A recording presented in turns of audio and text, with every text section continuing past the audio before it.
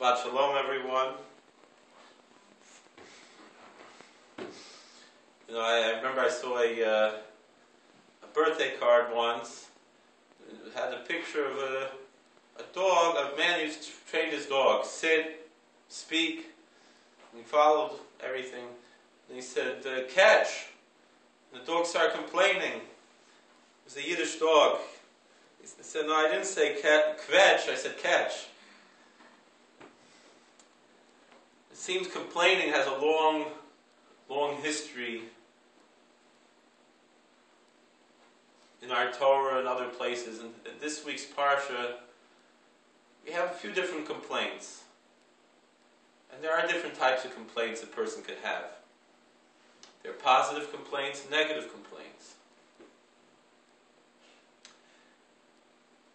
The very beginning of the Parsha, last week we read about all the 12 tribes. Each brought an offering, a Hanukkah offering, a dedication offering to dedicate the tabernacle, the portable temple that they brought with them in the desert. Now, in that count of the 12 tribes, Ephraim and Manasseh, the two sons of Joseph, were counted. And one tribe was left out, the Levites. Aaron was the high priest, and member of the tribe of Levi. He complained. He said, why should I be left out? And so, God said, don't worry. That what you have will be forever. They just brought this sacrifice one time, this offering, to dedicate the tabernacle. But what I'm going to give you will be for all time. And the Torah reading begins this week with the laws of the menorah, which was lit in the temple when in the times of the temple, when the temple was standing, was lit every day. And so there you have it. It's not just one time, it's something that happened every day. However, once the temple was destroyed, it was gone. What does it mean it's forever? We'll get to that at the end. But there's a good complaint. He said, why didn't I get to honor God by bringing this?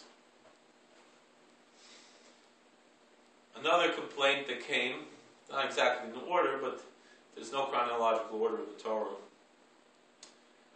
There's another complaint. It says the people were complaining, what is this manna we have to eat? All the time just eating manna? The strange thing is, our sages said that manna could taste like whatever you wanted. So what do you have to complain about? You have this magical, miraculous food. You don't have to do any work for it. It comes right down from the sky.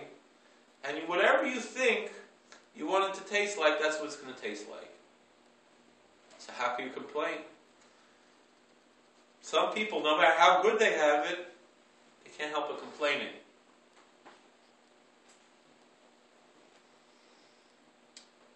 But then there was another good complaint. So there we had a bad complaint, but we'll end on a good complaint. There were certain people, the law is to go into the temple and bring a sacrifice. You have to be on a state of purity. And the most difficult purity to remove, which we are unable to remove today, as it stands right now, although it might change any minute now, is the impurity of contact with death. Whether a person visits a cemetery, attends a funeral, even sometimes visiting a hospital, it could be in the same building as someone who left this world with a corpse. It's a loss. It's that such a person, until he goes through a process which takes 7 days and includes sprinkling the ashes of the red heifer, which we don't have the ashes of the red heifer. There's a claim that in New Jersey the red heifer was found on a farm, so maybe soon we'll have it. But until then, we can't build a temple in Jerusalem. All these things we can't do because we don't have the red heifer.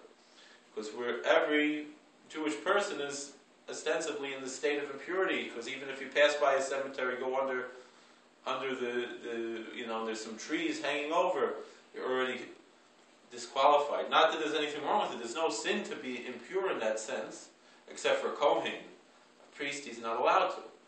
But anybody else, there's nothing wrong with it.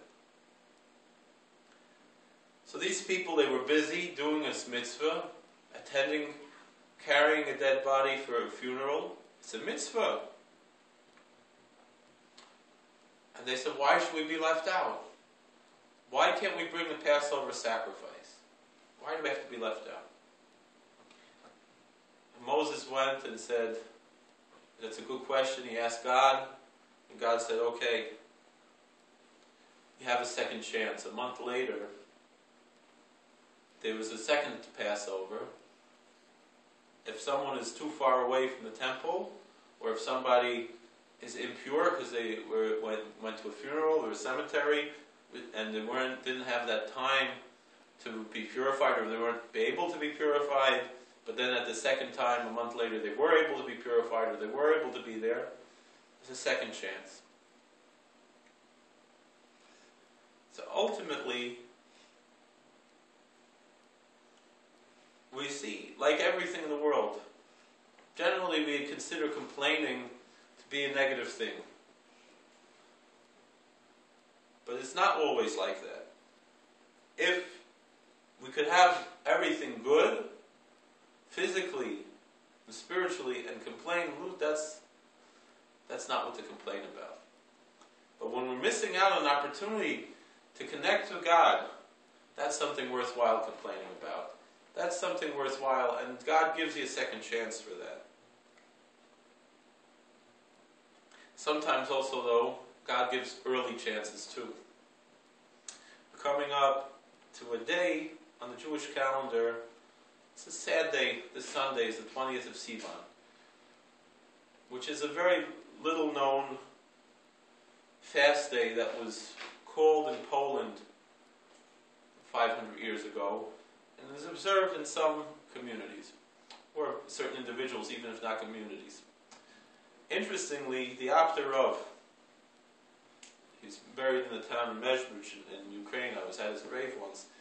He says that however one conducts himself on that day, which is 100 days before Yom Kippur, it's going to influence how his Yom Kippur is going to be. We don't realize those little things that we do can have a big impact. Even 100 days ahead. However, even just, it doesn't mean that we have to spend a day like Yom Kippur.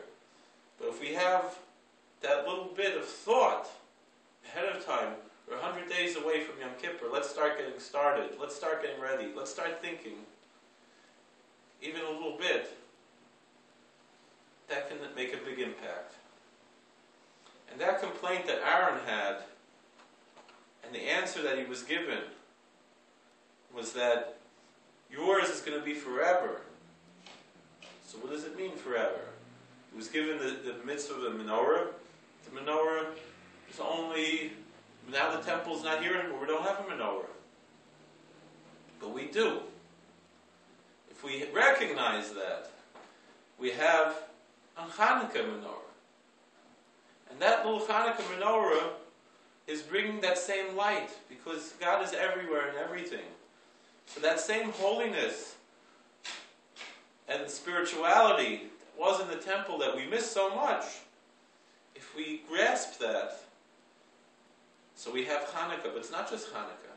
That message of Hanukkah, that message that God's light comes even to the lowest levels, even in the darkest places, in the darkest time of the year, that message is for every day. Every day we start our liturgy with Mizmor Shir Chanukah Sabayis L'David, mentioning Hanukkah, mentioning that sense of dedication.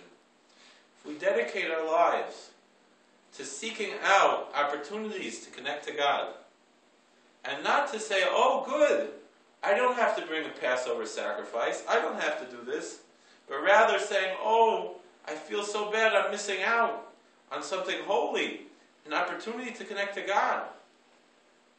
So then it's worth it. Otherwise, if we're complaining and we have all the best things, and we complain, that's not worth it. So how do we balance this, and how do we manage this? So the way to do it is by trying to focus on the good in everything, and seeing that good, and seeking out good. And that way, we can be worthy to not be left out, but rather to appreciate what we have, all the wonderful things we have, and to be blessed with all good things. Good Shabbos.